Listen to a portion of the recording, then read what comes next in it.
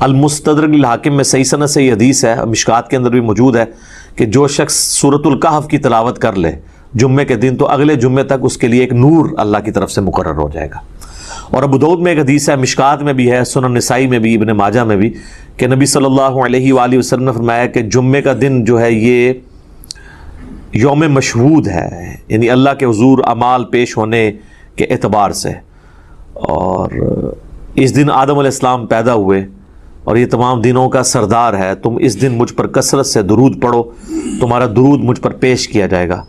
تو صحابہ نے عرض کیا اللہ کے محبوب علیہ السلام جب آپ فوت ہو جائیں گے اور آپ کی ہڈیاں مٹی میں مل جائیں گی، یہ الفاظ ہیں حدیث کے، کیونکہ اس وقت 295C اس طرح اپلائی نہیں ہوتی تھی سوال پوچھنے کے اوپر، تو تب بھی آپ پہ درود پیش ہوگا۔ تو آپ نے فرمایا ہاں، ان اللہ حرم علی الارض ان تأکل اجساد الانبیاء، بے شک اللہ تعالیٰ نے حرام کر دیا ہے مٹی کے لیے کہ وہ نبیوں کے جسموں کو کھائے، تو درود مجھ پر اس وقت بھی پیش ہوگا۔ تو جمعے کا دن اسپیسیفکلی درود شریف کا دن بھی ہے، اللہم صلی علی محمد وعلی آل محمد۔ اب آ جائیں وہ جمعے کے تاریخ کے اعتبار سے، صحیح مسلم میں ایک حدیث ہے، نبی علیہ السلام نے فرمایا کہ لوگوں جمعہ چھوڑنے سے بعد آ جاؤ، ورنہ ایسا نہ ہو کہ اللہ تعالیٰ تمہارے دلوں پر مہر لگا دے، اور یہ مہر وہ ہے صم بکم عمی فہم لا یرجعون، ختم اللہ علی قلوبہم وعلی سمعہم وعلی ابصارہم والعیاذ باللہ تعالی۔ اور جامع ترمذی میں حدیث ہے جس نے مسلسل 3 جمعے چھوڑ دیے اللہ تعالیٰ اس کے دل پر مہر لگا دے گا۔ اچھا، اسی وجہ سے یہ پبلک مشہور ہے کہ 3 کٹھے نہیں چھوٹنے چاہیے۔ اندازہ کریں آپ، ان کو پتہ ہی نہیں ہے کہ یار مطلب صرف جمعہ ہی ہے مسلمان کے لیے، 3 نہیں چھوٹنے چاہیے۔ وہ کہتے ہیں نہیں، مسلم شریف میں حدیث ہے نا کہ ایک جمعے سے لے کر دوسرا جمعہ درمیان کے گناہوں کا کفارہ ہے، یعنی جو کام چک کے رکھو جمعہ پڑھ لو کام ختم۔ تو یہ پوری حدیث اس طرح نہیں ہے میرے بھائی، پوری حدیث اس طرح ہے اگر کبیرہ گناہوں سے بچا جائے تو ایک جمعے سے دوسرا جمعہ، اس تو بھی آسان کام، ایک رمضان سے دوسرا رمضان۔ شکر ہے تسی یہ نہیں لے آیا جمعہ دے ہفتے بعد پھر اللہ کی بارگاہ، ایک رمضان سے دوسرا رمضان اور ایک نماز سے دوسری نماز درمیان کے گناہوں کا کفارہ ہے اگر کبیرہ سے بچا جائے۔ تو سب سے کبیرہ گناہ شرک کے بعد اگر کوئی ہو سکتا ہے تو وہ فرض نماز چھوڑنا ہے۔ تو اگر کبیرہ گناہ نہیں کیے، یعنی ایک جمعے سے لے کر اگلے جمعے تک کوئی نماز نہیں چھوڑی، پھر چھوٹے گناہ معاف ہوں گے۔ نماز چھوڑنے سے بڑا کون سا گناہ ہے؟ صحیح مسلم میں حدیث ہے بندے کے ایمان، شرک اور کفر کے درمیان فرق نماز ہے۔ جامعہ ترمذی میں حدیث ہے، شقیق تابعی کہتے ہیں کہ صحابہ کرام صرف تارک الصلاح کی تکفیر کرتے تھے، جو نماز چھوڑنے والا نا اسے کافر سمجھتے تھے، اس کے علاوہ کسی گناہ کے اوپر وہ کفر کا فتویٰ نہیں لگاتے تھے۔ ابو داؤد ترمذی میں حدیث ہے جس نے جان بوجھ کے نماز چھوڑی گویا اس نے کفر کیا، یعنی یہ تو بڑا سینسٹیو معاملہ ہے، کفر اور شرک کے درمیان فرق جب نماز ہے۔ اور اس سے بھی بڑھ کر سورۃ الروم کی وہ جو آیت ہے منیبین الیہ، رجوع لاؤ اللہ کی طرف، وَأَقِيمُوا الصَّلَاةَ وَلَا تَكُونُوا مِنَ الْمُشْرِكِينَ، اور نماز کو قائم رکھنا، دیکھنا مشرکوں میں سے نہ ہو جانا۔ نماز چھوڑنے والے کو اللہ تعالیٰ نے گویا کہ وہ مشرک ہے، پاکستان کے شناختی کارڈ میں مسلمان ہے، اللہ کے ہاں وہ عملاً مشرک ہے، عملاً کافر ہے۔ ہاں ٹھیک ہے، ہم عقیدے میں فتویٰ نہیں لگاتے، باقی اس کا اور اللہ کا معاملہ ہے۔ پھر سنن ابن ماجہ میں حدیث ہے، ابو درداء اصحاب صوفہ میں سے ہیں، وہ کہتے ہیں کہ نبی علیہ السلام نے، بڑے پیارے الفاظ ہیں، میرے خلیل نے مجھے 3 وصیتیں کی تھی۔ نمبر 1، اللہ کے ساتھ شرک نہ کرنا، خواہ تمہارے ٹکڑے ٹکڑے کر دیے جائیں یا تمہیں آگ میں جلا دیا جائے۔ نمبر 2، کبھی نماز، فرض نماز نہ چھوڑنا، ورنہ اللہ کے ہاں تمہارا ذمہ اٹھ جائے گا، یعنی اللہ کو پھر کوئی پرواہ نہیں۔ اور نمبر 3، شراب نہ پینا، تمام گناہوں کی چابی شراب ہے۔ یہ 3 وصیتیں ابو درداء کہتے ہیں کہ نبی علیہ السلام نے مجھے کی تھی۔ پھر مسند امام احمد میں وہ حدیث ہے کہ نبی صلی اللہ علیہ وآلہ وسلم نے فرمایا کہ جو شخص نماز پڑھنے والا ہے قیامت والے دن اس کی نماز اس کے لیے دلیل ہوگی، نور ہوگی اور نجات کا ذریعہ ہوگی، اور جو نماز چھوڑنے والا ہے اس کے لیے نہ کوئی نور ہوگا، نہ نجات کا کوئی سبب ہوگا، نہ اللہ کے حضور کوئی حجت ہوگی پیش کرنے کے لیے، اور اس کا حشر فرعون، قارون اور حامان کے ساتھ ہوگا والعیاذ باللہ تعالی۔ اور ایک اور حدیث ہے سنن ابی داؤد میں کہ قیامت والے دن سب سے پہلے نماز کے بارے میں سوال کیا جائے گا، اور پھر فرمایا کہ جس کی نماز درست نکل آئی اس کے باقی معاملات آسان ہو جائیں گے، اور جس کی نماز ہی غلط نکلی اس کے بعد کے معاملات اس سے زیادہ مشکل ہو جائیں گے۔ پھر اسی حدیث میں الفاظ ہیں کہ اگر کسی کے فرائض میں کوئی کوتاہی رہ گئی تو اللہ تعالیٰ فرشتوں سے کہے گا کہ میرے بندوں، اس بندے کی کوئی نفلی عبادت دیکھو، جو ہم سنت پڑھتے ہیں، یعنی 12 سنت موقدہ نفلی عبادت ہے، تو فرائض کی کمی اس سے پوری کر لی جائے، لیکن فرض کے اوپر کوئی کمپرومائز نہیں ہے۔ لہذا یہ جمعے کے معاملے کو اتنا ہلکا جاننا اور کہنا جی بس ٹھیک ہے دیکھی جائے گی، کوئی فرق نہیں پڑتا۔ اور حقیقت بات تو یہ ہے کہ علماء عرب تو آپ کو پتہ ہے کہ نماز چھوڑنے والے کی تکفیر کرتے ہیں، اور ان کے فتوے کے تحت تو پھر ظاہر ہے کہ نکاح بھی ٹوٹ جائے گا، جو انہوں نے پوچھا نکاح تو ٹوٹ جائے گا ظاہر ہے۔ اور ایسی عورت کو تو ایسے مرد سے بالکل طلاق لے لینی چاہیے، اس کو دھمکی لگائے کہ یا تو نماز شروع کر، جمعے کی نہیں عام نماز بھی، ادروائز دیکھیں نا جی، اب یہ تو نہیں کہ آپ نے صرف کلمہ پڑھ لیا تو آپ مسلمان تصور ہو جائیں گے۔ یعنی اسلام 3 چیزوں کا نام ہے نا، اقرار باللسان، زبان سے اقرار کرنا، وتصدیق بالقلب، اور دل سے تصدیق کرنا، وعمل بالجوارح، اور اپنے اعمال کے ساتھ، جوارح کے ساتھ اس کو ایگزیکیوٹ بھی کرنا۔ جب میں آپ کو حدیث بتا رہا ہوں جامعہ ترمذی کی کہ صحابہ کرام علیہم رضوان تارک الصلاۃ کی تکفیر کرتے تھے، آپ نے عمر سیریز میں نہیں دیکھا کہ جب وہ جاتے ہیں جو مرتدین قبائل کی طرف، جن کی طرف ان کو خبر ملتی ہے کہ یہ مرتد ہوئے ہیں، تو وہ کہتے ہیں اذان دو، جواب میں اگر وہاں سے اذان کی آواز آتی ہے تو وہ پھر حملہ نہیں کرتے تھے، اور نہیں آتی تھی تو پھر وہ یعنی وہ ان کے لیے جو ٹیسٹر انہوں نے رکھا ہوا تھا نا، چیک پوائنٹ، وہ نماز تھی۔ اب مجھے بتائیں صحابہ اگر اس وقت دنیا میں آ جائیں، اور ہم جو اس وقت کلیم کر رہے ہیں کہ دنیا کا سب سے بڑا اسلامی ملک پاکستان ہے نا، کہتے ہیں انڈونیشیا کو بھی پیچھے چھوڑ دیا نا اب آبادی کے اعتبار سے، تو وہ پاکستان کے شناختی کارڈ میں جو لکھا ہے اس اعتبار سے تو واقعی سب سے بڑا ہے، لیکن اگر اس کو اللہ کے کرائٹیریا میں دیکھا جائے تو یہ کہاں پہ کھڑا ہوگا ملک؟ میرا خیال ہے پاکستان میں 1% سے بھی کم لوگ ہیں جو 5 وقت کی نماز پڑھتے ہیں، اور جمعہ پڑھنے والے بھی ہارڈلی 5% ہوں گے، 5 سے 10%، اور یہ یہاں پہ ایشو ہے، ورنہ سعودیہ میں آپ چلے جائیں تو آپ کو یہ ریشو 80% پلس نظر آئے گی۔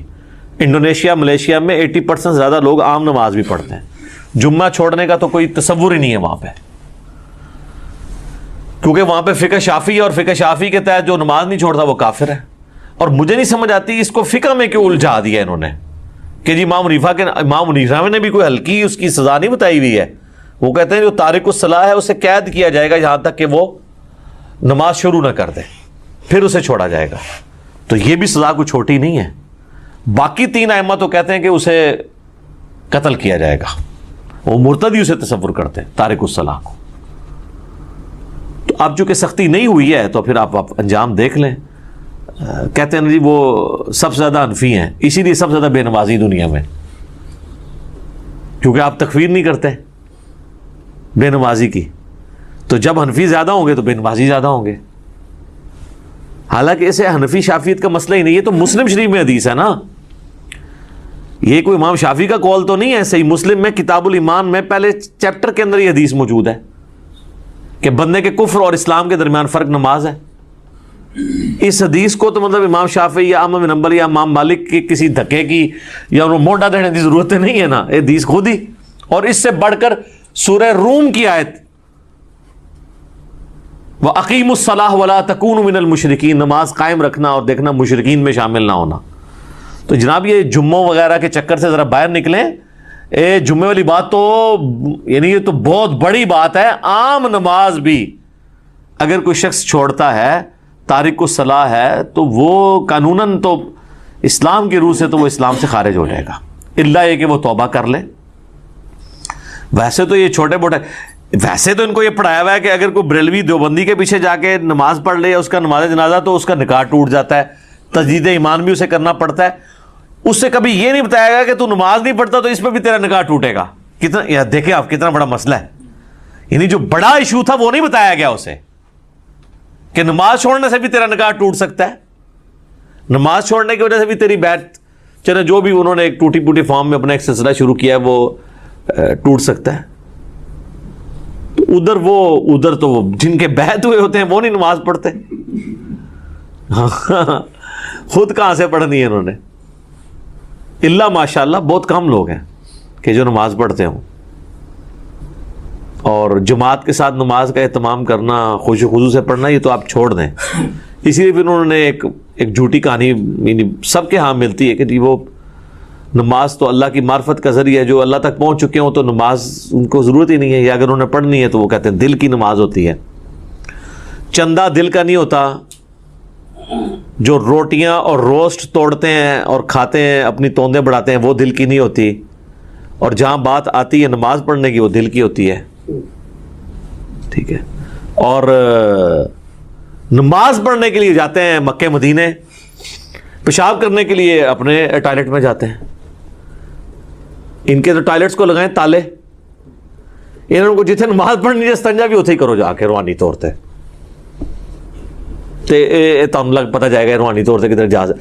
یعنی جو بندہ یہاں بیٹھے بیٹھے مکے اور مدینے جا کے نمازیں پڑھ رہا ہے, استنجا کرنے کے لیے وہ کیوں اٹیچ باتھ میں جاتا ہے؟ اتنی بڑی ایکٹیویٹی وہ پرفارم کر رہا ہے تو استنجا بھی ہوتے ہی کرو. ٹھیک ہے. ان کے آپ ٹوائلٹ بند کریں, ان کے اوپر سی سی ٹی وی کیمرے لگائیں اور دیکھیں پھر جناب یہ کتنی دیر آپ کو نمازیں پڑھ کے بتاتے ہیں. سب کہانیاں ان کی کھل جائیں گی. اور آپ کو تو ہم یعنی پریکٹیکل سولوشن دے رہے ہیں. دیکھیں یہ اب سائنٹیفک دور ہے, ادھر آپ نے ایشوز کو پیش کرنا ہے تو آپ نے ایک بکش فارم میں پیش کرنا ہے کہ ہاں یہ اس طرح نہیں اس طرح ہے. ٹھیک ہے. اور میں آپ کو بتاؤں یہ جو معجزات اور کرامات کو ہم مانتے ہیں, لیکن یہ کسی کے اختیار میں نہیں ہے, الا ایک انبیاء کے ساتھ معجزات اٹیچ ہیں. کرامت اللہ تعالیٰ جس کے اوپر ظاہر کرتے ہیں. یہ جس طرح سپر مین اور ٹارزن بنا کے پیش کرتے ہیں نا بزرگوں کو, تو چونکہ ان کے دعوے ہیں نا تو کر کے بتائیں. نبی علیہ السلام سے اگر نبی علیہ السلام اللہ کا پیغمبر ہونے کا دعویٰ کر رہے تھے تو جب ان سے ہی بات کی جاتی تھی تو وہ فزیکلی سب کے سامنے کرتے تھے. بخاری مسلم میں حدیث ہے, ایک بارش نہیں ہو رہی تھی تو ایک صحابی نے کھڑے ہو کر کہا یا رسول اللہ کے حضور دعا کریں. وہ کہتے ہیں ہم چلچلاتی دھوپ میں گئے ہیں اور واپس آئے ہیں تو بارش شروع ہو گئی تھی, اور اتنی بارش ہوئی کہ اگلے جمعے تک ہوتی رہی. اور اگلے جمعے وہی شخص دوبارہ کھڑا ہوا کہ یا رسول اللہ آپ دعا کریں کہ ہماری ارد گرد زمینوں پہ تو بارش ہو, ہمارے گھروں پہ نہ ہو, گھر کی چھتیں ٹپکنا شروع ہو گئی ہیں. تو نبی علیہ السلام نے اپنی مبارک انگلی سے یوں اشارے کیے اور وہ بادل پھٹنے شروع ہو گئے. ٹھیک ہے. اور وہ کہتے ہیں جب ہم اگلے جمعے کے لیے گئے بارش میں تھے تو واپس آئے تو دھوپ تھی. تو میرے بھائی یہ یعنی نبی علیہ السلام نے تو سب کچھ کر کے بتایا نا. آپ کا جن بزرگوں کے بارے میں کلیم ہے تو ہم ان کو سائنٹیفکلی اس طرح چیزوں پہ چیک کریں گے, یہ سب کے سامنے فزیکلی کر کے بتائیں گے. اور میں آپ کو بتاؤں نبی علیہ السلام کی نبوت کو جسٹیفائی کرنے والی سب سے بڑی چیز یہ ہے کہ ہزاروں کیمرے آپ کے اوپر فٹ تھے. یہ جو آپ کے صحابہ تھے سفر و حضر ہر وقت آپ کے ساتھ تھے. اگر آپ کے کریکٹر میں کہیں ذرا سی بھی جھول ہوتی نا تو آپ کی وفات کے بعد آپ کے وہ ساتھی جو جانثار ہمیشہ سے آپ کے ساتھ تھے, ایک تو وہ تھے نا جو فتح مکہ پہ طلقاء بنے, معافیاں مانگی, اور ایک حضور کا غلبہ دیکھ کے اسے ایک سردار کا غلبہ تصور کرتے ہوئے اذا جاء نصر اللہ والفتح کے تحت وہ اسلام میں داخل ہو گئے. وہ موٹیویشنل تو ان کا ایمان نہیں تھا, لیکن جو سابقون الاولون جو شروع سے حضور کے ساتھ اٹیچ تھے, جو بندہ ساتھ اٹیچ ہوتا ہے نا جی اس کو اس بندے کی کمزوریاں اور خوبیاں پتہ ہوتی ہیں. کہیں نہ کہیں بندہ ایکسپوز ہو جاتا ہے. جس کے ساتھ ہزاروں لوگ اٹیچ ہوں اور حضور کی وفات کے بعد ان میں سے کوئی بندہ ٹس سے مس نہ ہو, اور کمٹمنٹ کا یہ لیول ہو کہ ہزاروں لوگ جب اس دین کو چھوڑ جائیں تو چند مٹھی بھر لوگ اتنے کانفیڈنٹ ہوں کہ ہمارے نبی نے ہم سے وعدہ کیا تھا کہ رومن اور پرشین امپائر گرے گی, ہم تھوڑے سے ہی لیکن ہم ٹکرائیں گے, اللہ ہمیں فتح دے گا. یہ کانفیڈنس لیول ہو, یہی نبی علیہ السلام کی یعنی نبوت کی صداقت ہے. یہ دلیل ہے سب سے بڑی. تو نبی علیہ السلام پہ ہزاروں کیمرے فٹ تھے. کہیں آپ کے کریکٹر میں کوئی جھول ہوتی, آپ کی بیویوں کے ذریعے باہر نکل سکتی تھی بات, آپ کے دوستوں کے ذریعے باہر نکل سکتی تھی, اور آپ جن بزرگوں کو مانتے ہیں ان کی کیا کیا باتیں باہر نکلتی ہیں. پرانوں کی نکلتی تھی وہ میں نے نکال دی ہیں, اور نیوں کی تو اس لیے نکل رہی ہیں کہ پرانے زمانے میں بھی اگر ان کو اسی طریقے سے پرانوں کو بھی چیک کیا جاتا کریٹیکلی کیمروں کے ذریعے یا باقی معاملات کے ذریعے, تو آپ دیکھ لیتے کہ ان کے بھی ماشاءاللہ الا ماشاءاللہ اچھے لوگ بھی ہوں گے. میں نے یہ نہیں کہتا کہ برے لوگ ہی ہیں سارے, لیکن یہ ہے کہ یہ بڑی مشکل سے حسن ظن قائم رہتا ہے کہ آپ اتنے یعنی عجیب و غریب قسم کے دعوے کرتے ہیں. اور آپ دیکھ لینا وہ ہمارے بھائی نے انڈرسٹینڈ اسلام کے اوپر وہ جو ویڈیو اپلوڈ کی ہے کہ بزرگ جو ہیں وہ استنجے کے لیے پتھر مانگ رہے ہیں تو وہ جس چیز کی طرف جاتا ہے وہ سونا بن جاتا ہے. اور پھر وہ جناب یہ بھی بتا رہے ہیں کہ حضرت وہ کہنے لگے جی بال بڑھ گئے تھے, انہوں نے کہا تیرے نبی کی سنت ٹوٹ رہی ہے تو اس لیے مجھے کچھ پیسے دے دیں. یار اللہ کے بندو, وہ کہتے ہیں سال ہوا کچھ نہیں آپ سے مانگا, اب یہ سنت ٹوٹنے, تو سنت بھی ٹوٹنے لگی تو ابھی بھی مانگنے کی ضرورت نہیں ہے. جس نے سال آپ کو بغیر کھائے پیے سارا کچھ معاملہ کر دیا ہے تو روحانی طور پہ بال کٹ جائیں خود بخود ہی. روحانی طور پہ اگر بندہ زندہ ہے تو بال بھی روحانی طور پہ کٹ جائیں, ناخن کٹ جائیں, ختنہ بھی ہو جائے, روحانی طور پہ نہیں ہوتا. سب کہانی ہے جناب. تو اللہ تعالیٰ ہمیں فہم اور عقل دے اور ہم چیزوں کو صحیح طریقے سے سمجھیں. ٹھیک ہوگا, جزاکم اللہ خیر. اب آ رہی ہے میرے بھائیوں وہ آیت, آپ دیکھیں کہ یہ پورا کانٹیکسٹ آیت نمبر 60 سے شروع ہے سورۃ النساء کی, کہ منافقین اپنے فیصلوں کے لیے طاغوت کے پاس جاتے تھے, یعنی یہودیوں کے پاس, اور ان کے سامنے جا کے کہتے تھے کہ ہم اوپر سے تو مسلمان ہوئے ہیں لیکن اندر سے تمہارے ساتھ ہیں, تاکہ کل کو اگر نعوذ باللہ اسلام کی دعوت ناکام ہوئی تو ان کے پاس واپسی کا کوئی پلیٹ فارم موجود ہو. اور نبی علیہ السلام کے سامنے آ کے وہ اللہ کی قسمیں کھا رہے ہیں کہ نہیں ہم تو وہاں دعوت دینے کے لیے گئے تھے. یہ ساری آیات آپ نے سن لی, سورہ النساء کی آیت نمبر 60 سے لے کر 63 تک. اب اس کانٹیکسٹ میں یہ آیت آ رہی ہے 64, منافقین کے بارے میں, کلمہ گو مسلمانوں کے بارے میں جو قانوناً صحابی بھی تھے, کیونکہ باقیوں کو تو نہیں پتا تھا کہ انہوں نے اندر سے ایمان قبول کیا یا نہیں. حتیٰ کہ بخاری اور مسلم دونوں میں آتا ہے کئی بار حضرت عمر نے اجازت مانگی عبداللہ ابن ابی کے بارے میں کہ یا رسول اللہ اجازت دیں اس کی میں گردن کاٹ دوں. یعنی اگر حضرت عمر کو یہ سمجھ آ رہی تھی کہ یہ اوپر سے کلمہ گو ہے اندر سے منافق ہے, تو نبی علیہ السلام کو نہیں پتا تھا؟ آپ علیہ السلام کو بھی اسیسمنٹ سے پتا تھا.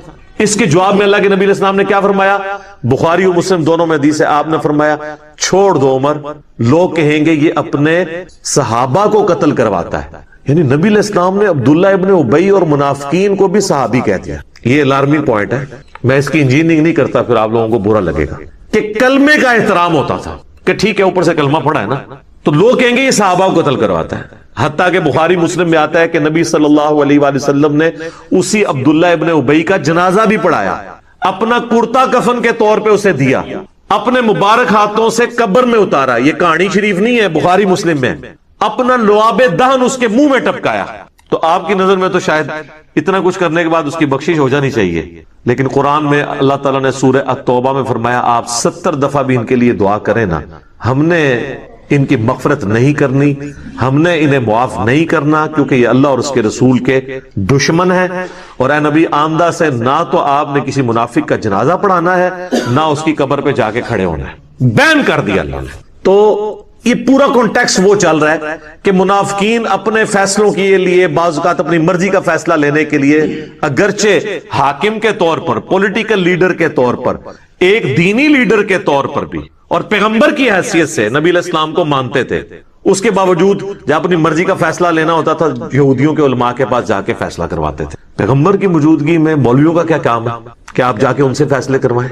اور پھر آپ کہتے تھے نہیں یا رسول اللہ ہم تو وہاں پہ گئے تھے ایک افہام و تفہیم پیدا کرنے کے لیے, ان کو دعوت دینے کے لیے, اور اللہ تعالیٰ ہمارا وہ جھوٹی قسمیں بھی کھاتے ہیں. اب اس پورے کانٹیکسٹ میں سورہ النساء کی آیت نمبر 60 سے لے کر 63 تک کے یہ وہ آیت آ رہی ہے, آیت نمبر 64 اور 65, جس کی بنیاد پہ ایک من گھڑت گستاخانہ عقیدہ نبی علیہ السلام کے بارے میں ان لوگوں نے, خصوصاً بریلوی اور اہل تشیع مکاتب فکر کے لوگوں نے کر دیا, اور اس عقیدے کا باقی امت کو پابند کرنے کی کوشش کی. ایون دیوبندیوں کا بھی کسی حد تک یہی عقیدہ ہے سوائے اہل حدیث کے, اور لوگوں کو پابند کیا کہ جو اب اس کو نہیں مانے گا نا وہ گستاخ رسول ہوتے. وہ یہ آیت ہے وَمَا أَرْسَلْنَا مِن رَسُولٍ, اور ہم نے کوئی رسول بھی ایسا نہیں بھیجا الا مگر یہ کہ لیطاع باذن اللہ، اس کی اطاعت کی جاتی ہے اللہ کے اذن کے ساتھ. یعنی وہ رسول خود نہیں کلیم کر رہا ہوتا اپنی اطاعت، آن دا بہاف آف اللہ وہ لوگوں سے کہتا ہے کہ میری اطاعت کرو، کیونکہ شریعت جو ہے یہ نازل اللہ نے کی ہے. پیغمبر شریعت کا موجد یا کریٹر نہیں ہوتا، بلکہ شریعت پہنچانے والا ہوتا ہے. اور پھر اس کا کلائمیکس وہ ہے سورہ النساء کی آیت نمبر 80، آگے چل کے آ جائے گی. من یطع الرسول فقد اطاع اللہ، جس نے رسول کی اطاعت کی گویا اس نے اللہ کی اطاعت کی. پھر سورہ آل عمران میں بھی آیت گزری ہے، قل ان کنتم تحبون اللہ فاتبعونی یحببکم اللہ. یہ بھی یہودیوں کے کانٹیکسٹ میں تھی. اے نبی تم فرما دو کہ بالفرض اگر تم اللہ سے محبت کرتے ہو نا، اے یہودیوں کہتے ہو ہم اللہ کے چہیتے ہیں، پھر تمہیں میری اتباع کرنی ہو. اور اتباع کہتے ہیں محبت کے ساتھ کسی کی پیروی کرنا. صرف پیروی جو ہے نا وہ اطاعت ہوتی ہے، اتباع ہوتی ہے محبت کے ساتھ پیروی، جنہوں اسی پنجابی کہنا ٹڈو مننا، اندرو مننا. پھر اللہ تعالیٰ تم سے محبت کرے گا، یحببکم اللہ ویغفر لکم ذنوبکم، اور تمہارے گناہوں کو بھی بخش دے گا، جو اندر سے رسول اللہ کے ساتھ محبت رکھتے ہوئے اتباع اور اطاعت اختیار کریں گے. تو یہاں پہ کہا جا رہا ہے کہ کوئی رسول بھی ایسا نہیں آیا کہ مگر یہ کہ اس کی اطاعت کی جاتی تھی اللہ کے اذن کی وجہ سے. یعنی تمام پیغمبروں کا یہی سٹیٹس تھا. وَلَوْ أَنَّهُمْ إِذْ ظَلَمُوا، اور اے نبی جب انہوں نے یہ ظلم کر ہی لیا تھا، یہ پاسٹ ٹینس کا صیغہ ہے، ماضی کی بات ہو رہی ہے، جس کا کانٹیکسٹ سورہ نساء کی آیت نمبر 60 سے سٹارٹ ہوا ہے کہ یہ طاغوت سے جا کے فیصلے کرواتے تھے منافقین. تو اے نبی اگر انہوں نے یہ حرکت کر ہی لی ہے اور انہوں نے یہ ظلم کیا اپنی جانوں پر کہ آپ پولیٹیکل لیڈر کی حیثیت سے، دینی پیشوا کی حیثیت سے، پیغمبر کی حیثیت سے ان میں موجود ہیں اور یہ اوپر سے کلمہ گو بھی ہیں، اس کے باوجود جا کے یہود کے علماء سے فیصلے کرواتے ہیں طاغوت سے. اگر انہوں نے اب ظلم کر ہی لیا تھا اور آ کے جھوٹی قسمیں کھا رہے ہیں کہ ہم تو وہاں گئے تھے افہام و تفہیم کے لیے، چلے اب یہ جرم انہوں نے کر ہی لیا انفسہم، اپنی جانوں پر. وَلَوْ أَنَّهُمْ إِذْ ظَلَمُوا أَنفُسَهُمْ، اپنی جانوں پہ انہوں نے جو ظلم کر لیا. جاؤکا، اب انہیں چاہیے کہ وہ آپ کے پاس حاضر ہو جائے. کس لیے؟ یہ حقوق العباد کا بھی معاملہ ہے نا، اللہ کے نبی کا بھی تو حق ہے نا. تو پہلے اللہ کے نبی سے آ کے معافی مانگے، ان کے ساتھ غداری کی ہے، کیونکہ تم انصار اللہ ہو نا، اللہ کے دین کے مددگار ہونا اس پیغمبر کے ساتھ مل کے. تو پیغمبر کے ساتھ جو لیڈر بھی ہے تمہارا، اس کے ساتھ غداری کی ہے. آؤ ان کے سامنے فاستغفر اللہ، اور آ کے اللہ سے توبہ کرو. اور صرف اللہ سے توبہ کافی نہیں ہے، واستغفر لهم الرسول، رسول اللہ بھی تمہارے لیے استغفار کریں، یعنی سفارش کریں، شفاعت کریں کہ اے اللہ ٹھیک ہے انہوں نے مجھ سے بھی معافی مانگ لی ہے، یہ شرمسار ہیں، ان کو معاف کر. نبی کی شفاعت بھی ہو، لَوَجَدُ اللَّهَ تَوَّابًا رَحِيمًا، تو یہ ضرور اللہ کو توبہ قبول کرنے والا اور رحم فرمانے والا پائیں گے. اس کو پکڑ کے انہوں نے آج کی ڈیٹ میں لگا دیا اور کہا جی جا کے قبر رسول سے جا کے اپنے نا گناہ معاف کروائیں. اندازہ کرے کہاں سے بات اٹھائی. میں اس کی پوری ڈیٹیل انجینئرنگ انشاءاللہ کروں گا، باقی اب ساری گفتگو اسی کے اوپر ہے. اب اس کے اوپر اللہ تعالیٰ کی طرف سے ایک یونیورسل ٹروتھ آ رہا ہے آیت نمبر 65 میں، فَلَا وَرَبِّكَ، اے نبی مجھے قسم اس بات کی کہ میں تیرا رب ہوں. یہ ہے اظہار محبت. لا یؤمنون، یہ کبھی بھی ایمان والے نہیں ہو سکتے چاہے یہ کلمہ گو ہو، اہل قبلہ ہیں، تمہارے ساتھ نمازیں پڑھتے ہیں، قانوناً صحابہ بھی ہیں، لیکن اندر سے انہوں نے منافقت والا رویہ اختیار کیا ہوا ہے، یہ کبھی مومن نہیں ہو سکتے. حتی یحکموک فیما شجر بینہم، یہاں تک کہ یہ آپ کو حاکم، جج، قاضی تسلیم نہ کر لیں اپنے جھگڑوں میں. اور صرف قاضی تسلیم نہیں کرنا، ثم لا یجدوا فی انفسہم حرجا، اس کے بعد اگر آپ کوئی فیصلہ کر لیں، کوئی فیصلہ فرما دیں، تو یہ اپنے دل میں بھی اس کے خلاف کوئی تنگی نہ پائیں کہ جی چلو اب پیغمبر ہیں ہم بات مان لیتے ہیں لیکن دل مطمئن نہیں ہے، ہمارے ساتھ زیادتی ہو گئی ہے، نعوذ باللہ. نہیں، مومن نہیں ہوں گے. ثم لا یجدوا فی انفسہم حرجا، حرج بھی نہ دل میں پائے، مما قضیت، جو تم نے اے نبی فیصلہ کر دیا، ویسلموا تسلیما، اور سر تسلیم خم نہ کر لیں اس وقت تک یہ مومن ہی نہیں ہو. کیا اظہار محبت ہے اور کیا قیامت مضمر ہے اس کے اندر. اس کانٹیکسٹ میں صحیح بخاری اور مسلم دونوں میں حدیث ہے کہ حضرت زبیر رضی اللہ تعالیٰ عنہ اور ایک انصاری صحابی کا جھگڑا ہو گیا. پانی کھیتوں کو لگانے کے معاملے میں۔ نبی علیہ السلام نے وہ جھگڑا جب سنا تو حضرت زبیر کے حق میں فیصلہ کیا۔ اب وہ ہے صحابی تھا اور منافق بھی نہیں تھا، انصاری تھا، مومن تھا، لیکن اس کے زبان سے الفاظ نکلے کہ نبی علیہ السلام نے اس لیے حضرت زبیر نے جب فیصلہ کیا تو میں کون ہوتا ہوں۔ پھر وہ حضرت عمر کے پاس گیا تو حضرت عمر نے کہا کہ اچھا تھوڑی دیر ٹھہر،